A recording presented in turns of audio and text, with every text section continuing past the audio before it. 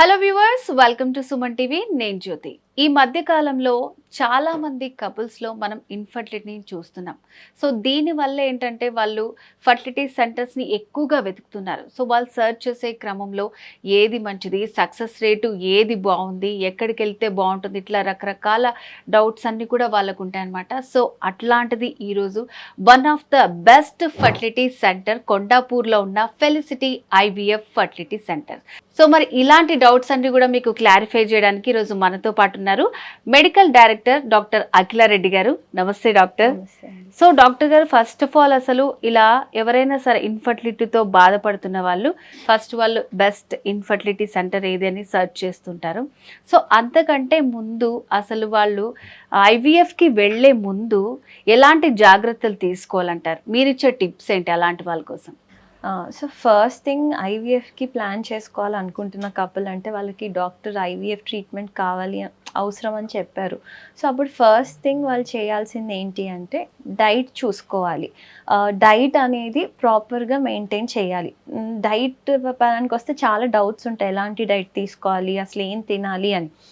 పెద్ద fancy diet అవసరం లేదు. రోజు ఇంట్లో వండుకునేవి, జంక్ ఫుడ్ అవాయిడ్ చేసి, కలర్డ్ ఫుడ్స్ అవాయిడ్ చేసి, ఇలాంటి చిన్న చిన్న జాగ్రత్తలు తీసుకుంటే సరిపోతుంది. ఫ్రూట్స్ ఇంక్లూడ్ చేసుకొని వాళ్ళ డైట్లో, అండ్ ప్రోటీన్ కంటెంట్ ఎక్కువ ఉండేలాగా చూసుకొని, ఇవన్నీ diet is one thing. First thing, డైట్తోనే ఐవీఎఫ్ అంటే మనకు వచ్చే రెస్పాన్స్ ఒకటి ఆధారపడి ఉంటుంది. Second thing, physical activity. కనీసం బేసిక్ యాక్టివిటీ అనేది ఉండాలి. అది వాళ్ళు ప్లాన్ చేసుకుంటున్న నేనైతే 2 months ముందు నుంచే స్టార్ట్ చేయమని చెప్తాను ఎవరికైనా సరే. And consistency important. ఈరోజు చేసి మళ్ళీ 3 రోజుల తర్వాత వర్కౌట్కి వెళ్తే అది పనిచేయదు. ఏదైనా బాడీకి కాన్స్టెంట్ ప్రెషర్ ఉంటేనే దాని అవుట్పుట్ బెటర్గా ఉంటుంది. So second thing is physical activity. Third thing, time. ఇప్పుడు ఐవీఎఫ్ ట్రీట్మెంట్ అనగానే అంటే వాళ్ళు డిసైడ్ అయ్యి వస్తారు, ఈ మంత్ మేము చేంజ్ చేసుకుంటాం అయిపోతుంది అని. కాకపోతే స్కాన్ చూసినాక ఇంకో మంత్ పట్టచ్చు, అండ్ వాళ్ళకి ఇంకేదన్నా కమిట్మెంట్స్ ఉండొచ్చు. So time is very important. ఇప్పుడు ఐవీఎఫ్ ట్రీట్మెంట్కి వెళ్ళాలనుకున్నప్పుడు మినిమం 2 to 3 months టైం అయితే పడుతుంది ట్రీట్మెంట్ అంతా ఫినిష్ అవ్వడానికి. అండ్ ఫ్రీక్వెంట్ విజిట్స్ కూడా ఉంటాయి. సో ఆ టైం కూడా వాళ్ళు సెట్ చేసుకోవాలి. అండ్ ఫోర్త్ థింగ్ ఏంటి అంటే ప్రీ మెడికేషన్. ఇప్పుడు ఈ మంత్ రాగానే డే 2 వచ్చేగానే మేము ఐవీఎఫ్ ట్రీట్మెంట్ చెప్పము ఎవరికి. బేసిక్ వాళ్ళు మెడికేషన్స్ తీసుకోవాలి, ఎందుకంటే డైట్ ద్వారా అన్నీ అందవు కదా బాడీలోకి. సో కంపల్సరీ ఏదన్నా ప్రీ మెడికేషన్ ఇస్తాం, సప్లిమెంట్స్ ఇస్తాం, యాంటీ ఆక్సిడెంట్స్కి. ఇద్దరు కపుల్కి ఇస్తాం, ఫీమేల్కి అండ్ మేల్కి. సో ఆ యాంటీ ఆక్సిడెంట్ మెడికేషన్ కంపల్సరీ తీసుకోవాలి. అండ్ లాస్ట్ థింగ్, ఇప్పుడు ఐవీఎఫ్ అందరికీ పాజిటివ్ వచ్చేది అంటే దానికంటూ ఒక సక్సెస్ రేట్ ఉంది. సో వాళ్ళకి సక్సెస్ రేట్ ఎంత చెప్తున్నారు డాక్టర్, ఒకవేళ నెగిటివ్ వస్తే ఆప్షన్స్ ఏంటి అని కూడా ముందే తెలుసుకుంటే వాళ్ళు ప్రిపేర్ అయ్యి ఉంటారు ద వర్స్ట్కి కూడా. సో ఇవన్నీ తెలుసుకుని ఐవీఎఫ్ ట్రీట్మెంట్ ప్లాన్ చేసుకుంటే బెటర్గా ఉంటుంది. సో ఇప్పుడు మీరు చెప్పినట్టే చాలామంది ఏంటంటే ఫస్ట్ అటెంప్ట్లోనే వాళ్ళకి సక్సెస్ అవ్వకపోతే చాలా నెగిటివ్గా, డిప్రెస్గా అయిపోతూ ఉంటారు. సో ఇప్పుడు ఐవీఎఫ్ ట్రీట్మెంట్ చేయించుకున్న తర్వాత వాళ్ళకి నెగిటివ్ వస్తే ఏంటి, అసలు వాళ్ళు ఏం చేయాలంటారు ఫస్ట్ ఆఫ్ ఆల్? సో చాలామంది అంటే ఫస్ట్ టైమే అయిపోతుందనో, లేకపోతే వాళ్ళకి తెలిసిన వాళ్ళకి ఫస్ట్ టైం అయ్యిందనో అలా వచ్చే వాళ్ళు ఉంటారు. సో బట్ ఐవీఎఫ్కి ఈచ్ కపుల్కి ఒక్కొక్క సక్సెస్ రేట్ అనేది ఉంటుంది. అండ్ కొన్నిసార్లు నేను 60 చెప్తాను, తీరా ఎగ్ రిట్రీవల్ చేసినాక నాకు ఎగ్ క్వాలిటీ అంత మంచిగా ఉండదు. సో ఏదైనా ఐవీఎఫ్ సక్సెస్ అనేది first criteria age of the women. దాన్ని బట్టే బెటర్ సక్సెస్ రేట్ ఉంటుంది. సెకండ్ థింగ్, మనకు వచ్చిన ఎంబ్రియో క్వాలిటీని బట్టి కూడా సక్సెస్ రేట్ అనేది డిటర్మైన్ ఉంటుంది. మూడోది, ఇంకా వేరే వాళ్ళకి ఇంకేమన్నా అండర్లైంగ్ ఇంకేమన్నా ప్రాబ్లమ్స్ ఉన్నాయి, దాన్ని బట్టి కూడా మారుతుంది. సో ఇప్పుడు ఐవీఎఫ్ సైకిల్ నెగిటివ్ వచ్చింది అంటే మనం వెనక్కి తిరిగి ఎక్కడ అంటే ఏం మెడికేషన్ తీసుకున్నారు, మెడికేషన్కి ఎలా రెస్పాండ్ అయ్యారు, ఏ డే రోజు రెస్పాన్స్ సరిగ్గా లేదు, లేకపోతే ఎక్కడ వాళ్ళకి అనుకున్న రెస్పాన్స్ రాలేదు, లైక్ ఎగ్ నెంబర్ నెంబర్ రావాల్సింది తక్కువ వచ్చిందా, లేకపోతే ఎంబ్రియోస్ క్వాలిటీ పరంగా ఏమన్నా తక్కువ వచ్చాయా, ఆర్ లైనింగ్ ఏమన్నా ఇష్యూస్ ఉన్నాయా, ఇవన్నీ రెక్టిఫై చేసుకోవాలి. ఇప్పుడు నెక్స్ట్ సైకిల్ ప్లాన్ చేసుకోవాలి అనుకుంటున్నప్పుడు ప్రీవియస్ సైకిల్లో ఏమేమి మెడికేషన్ ఇచ్చామో మళ్ళీ నేను అదే మెడికేషన్ ఇస్తే సేమ్ రెస్పాన్స్ వస్తుంది. కాబట్టి అవి కాకుండా వేరే ప్రోటోకాల్లో వర్క్ చేస్తాం. అదొకటి. సెకండ్ థింగ్ ఏంటి అంటే వాళ్ళకి అంటే మేల్ ఫ్యాక్టర్ కూడా చూసుకోవాలి.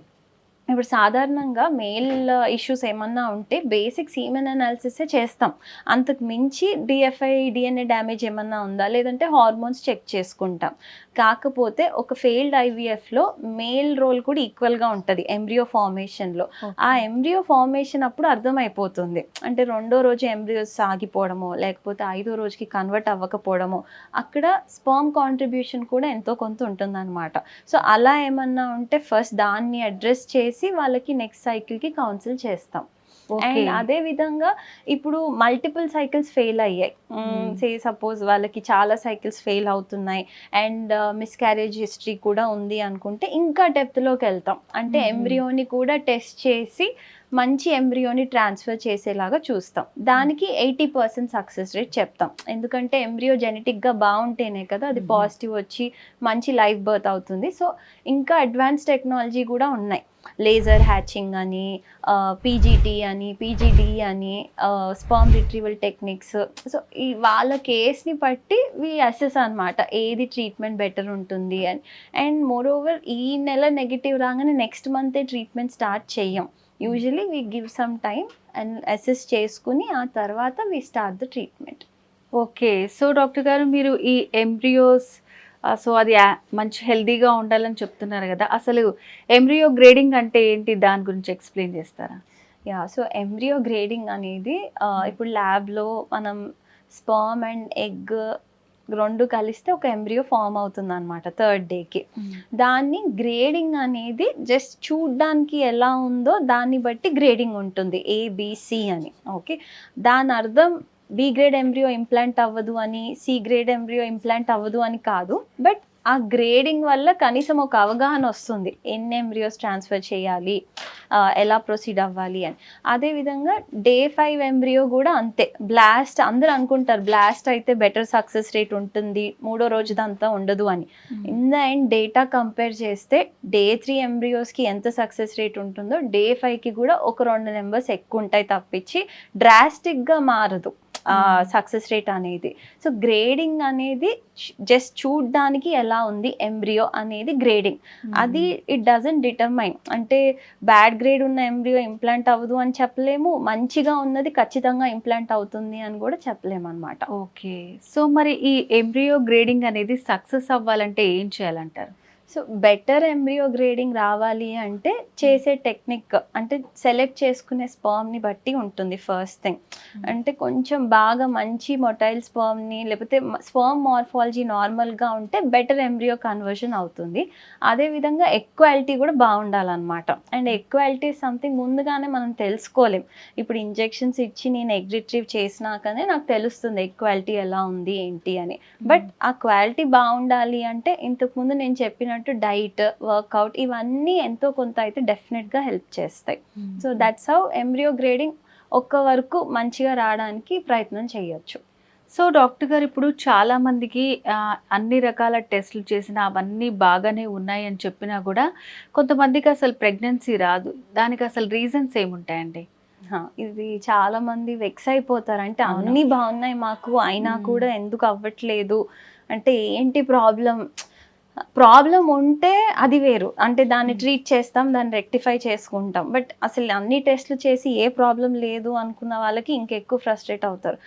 బట్ తెలుసుకోవాల్సింది ఏంటి అంటే ఈ టెస్ట్లు బేసిక్ టెస్ట్లు చేస్తాం. ఇప్పుడు ఫర్టిలిటీలో ఏంటి ఇన్డెప్త్ వెళ్తే చాలా టెస్ట్లు ఉంటాయి. బట్ అవన్నీ ఒకేసారి కపుల్కి అడ్వైస్ చేయం, స్టెప్ బై స్టెప్ ఇవాల్యుయేట్ చేస్తూ ఉంటాం అన్నమాట. కొందరికి basic like egg numbers, tubes open ఉన్నాయా లేవా, స్పర్మ్ బాగుందా లేదా, ఇవి బేసిక్ 3 టెస్ట్లు. ఇవన్నీ నార్మల్ ఉంటే న్యాచురల్గా కన్సీవ్ అవ్వడానికి బెటర్ ఛాన్సెస్ అని చెప్తూ ఉంటాం. ఇవన్నీ బాగుండి కూడా వాళ్ళు ట్రై చేస్తున్నారు అవ్వట్లేదు అనుకుంటే దట్స్ వెన్ అంటే ఈ ఐవీఎఫ్, ఇక్సీ ఈ ప్రొసీజర్స్ చెప్తాం. ఈ ప్రొసీజర్స్లో కూడా అన్నీ బాగుండి కన్సీవ్ అవ్వని వాళ్ళు కూడా ఉంటారు.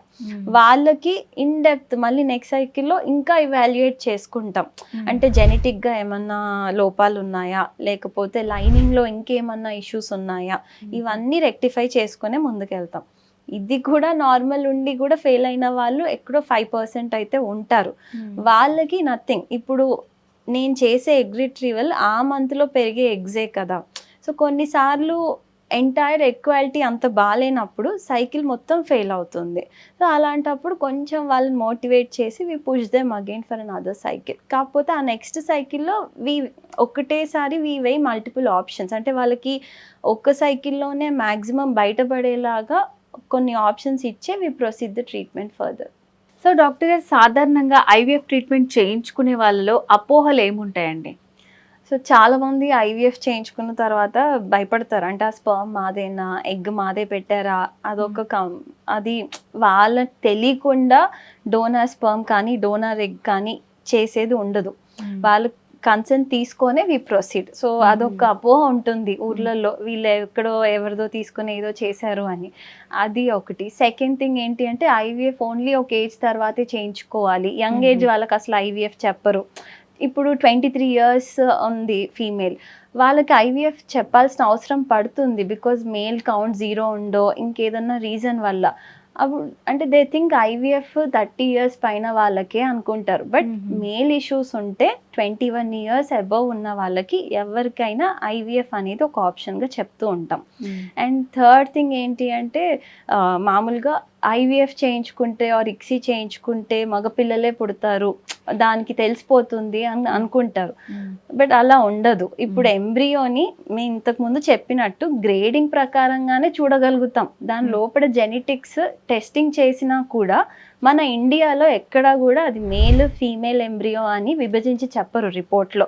జస్ట్ రిపోర్ట్ నార్మల్ ఉందా అబ్నార్మల్ ఉందా అంతే, అంతకుమించి. బట్ చాలా మంది ఐవీఎఫ్ ఇక్సీ ప్రొసీజర్స్కి మేల్ బేబీస్ పుడతారు అని అనుకుంటూ ఉంటారు. సో డాక్టర్ గారు, ఇప్పుడు స్పర్మ్ రిట్రీవల్ టెక్నిక్స్ని ఎలాంటి వాళ్ళకి సజెస్ట్ చేస్తారు మీరు?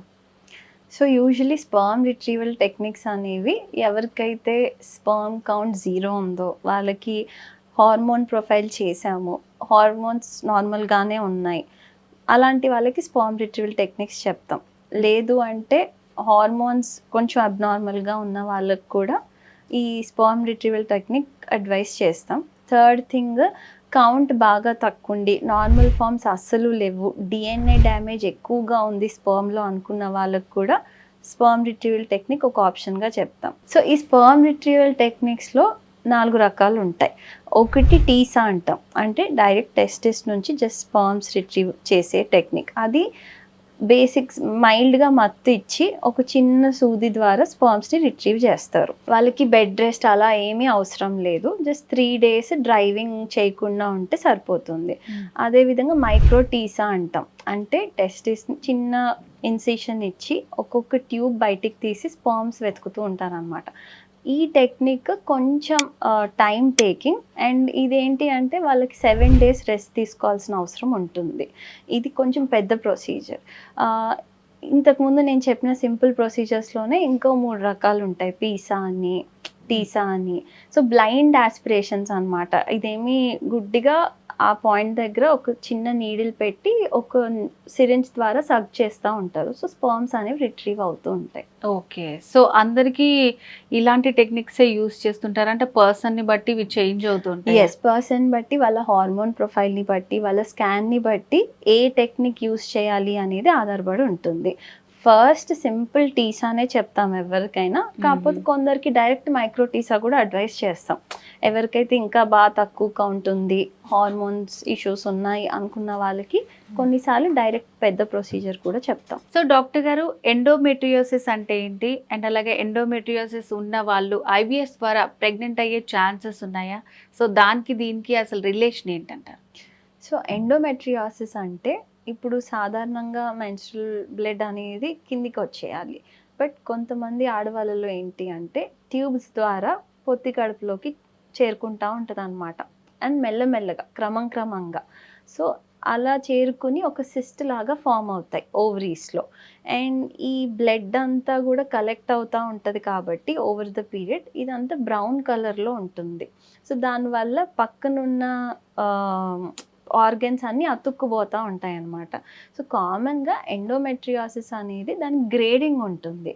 బట్ ఒకరికి ఇప్పుడు నాకు ఎండోమెట్రియోసిస్ ఉందా లేదా అని తెలుసుకోవడానికి ఫస్ట్ సిమ్టమ్ పెయిన్ ఉంటుంది.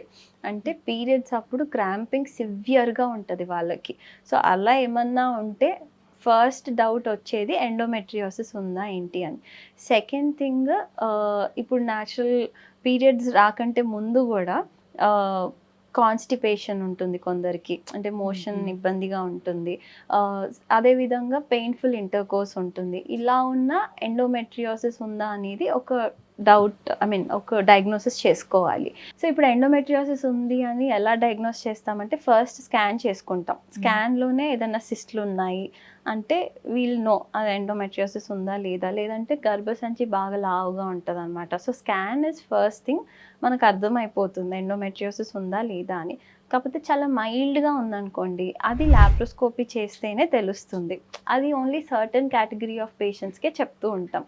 సివియర్ ఎండోమెట్రియోసిస్ కూడా స్కాన్లోనే will be able to diagnose it. So ఇప్పుడు వీళ్ళకి నెక్స్ట్ ట్రీట్మెంట్ ఏంటి, ఇప్పుడు మైల్డ్ మోడరేట్ ఎండోమెట్రియోసిస్ ఉంటే వాళ్ళకి సింపుల్ టెక్నిక్స్ ద్వారానే కన్సీవ్ అయ్యే ఛాన్సెస్ ఎక్కువగా ఉంటాయి. కొన్నిసార్లు ఎండోమెట్రియోసిస్ ఉందని కూడా తెలియదు వాళ్ళకి, న్యాచురల్గానే ప్రెగ్నెన్సీ వచ్చేస్తుంది. సివియర్ ఫామ్స్ ఉంటేనే ఈ ట్యూబ్స్ అతుక్కుంటాయి కాబట్టి ట్యూబ్ అనేది ఎగ్ని పిక్ చేసుకోదన్నమాట. సో స్పర్మ్ అనేది ట్యూబ్లోకి వెళ్ళినా ఫర్టిలైజేషన్ అవి ఏమీ జరగవు. సో వాళ్ళకి న్యాచురల్ ప్రెగ్నెన్సీ రావడానికి ఇబ్బందిగా ఉంటుంది. అండ్ కొన్నిసార్లు మేము ఐయుఐ చేసినా కూడా అది అంత పాజిటివ్ రిజల్ట్ ఉండదు. సో వాళ్ళకి ఐవీఎఫ్ఏ చెప్తాం.